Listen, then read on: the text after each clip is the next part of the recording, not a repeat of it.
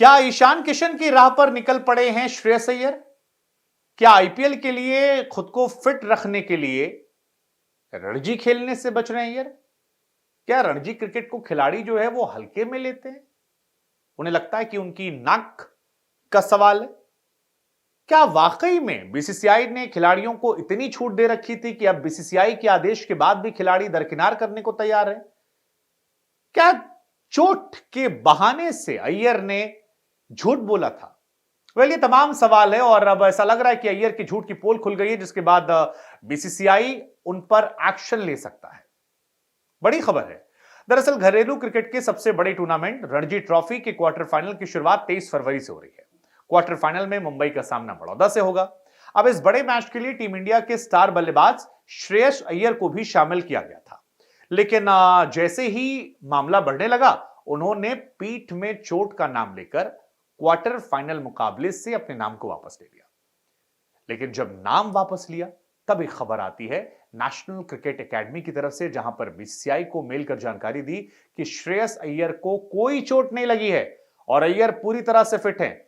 यानी जो चोट की बात उन्होंने कही है वो हो सकता है झूठ हो, और अगर ये झूठ है तो फिर अय्यर की मुश्किलें बढ़ सकती हैं, क्योंकि ईशान किशन को लेकर भी यही आरोप लगे थे और उसके बाद ईशान की कहानी चल रही कि ईशान किशन शायद सेंट्रल कॉन्ट्रैक्ट से बाहर हो सकते हैं। ऐसे में सवाल उठता है कि क्या अय्यर चोट का बहाना बनाकर खुद को रणजी से दूर रख रहे हैं? एक सवाल यह भी उठ रहा है कि क्या अय्यर, जिनकी खराब फॉर्म के चलते उन्हें ड्रॉप किया गया था, क्या वो श्रेयस अय्यर आईपीएल में अपने आप को फिट रखने के लिए रणजी से दूर रख रहे हैं?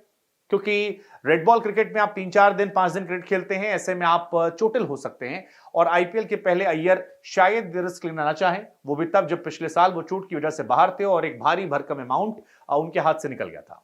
अय्यर को रणजी में भाग लेने की सलाह देने का फैसला जो था वो सेलेक्टर्स ने किया था, ताकि उनकी पीठ लंबे समय तक बल्लेबाजी और फील्डिंग की शारीरिक मांगों के आदी हो जाए।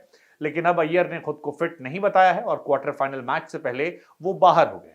हम आपको जानकारी दे दें कि इंडियन क्रिकेट कंट्रोल बोर्ड की तरफ से साफ साफ संदेश दिया गया था और यह कहा गया था कि हर खिलाड़ी को यह हिदायत है कि अगर आप नेशनल टीम में नहीं हैं और एनसीए में आप नहीं हैं चोट की वजह से, तो फिर आप जाइए रणजी ट्रॉफी खेलिए।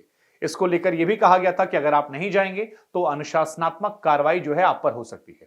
लेकिन इसके बावजूद कई खिलाड़ियों ने इससे दरकिनार किया, इससे दूरियां बनाई। हाल ही में रणजी ट्रॉफी में नहीं खेलने को लेकर विकेटकीपर बल्लेबाज ईशान किशन भी काफी चर्चा में रहे। साउथ अफ्रीका से ब्रेक लेकर बाहर हुए थे और उसके बाद टीम मैनेजमेंट ने घरेलू क्रिकेट में खेलने की सलाह दी थी, लेकिन लगातार मैनेजमेंट की बातों की अनदेखी करते पाए गए। वहीं ईशान को हार्दिक पांड्या के साथ आईपीएल की तैयारी करते देखा गया। ऐसे में अब माना जा रहा है कि श्रेयस अय्यर भी शायद उन्हीं की राह पर चल पड़े हैं।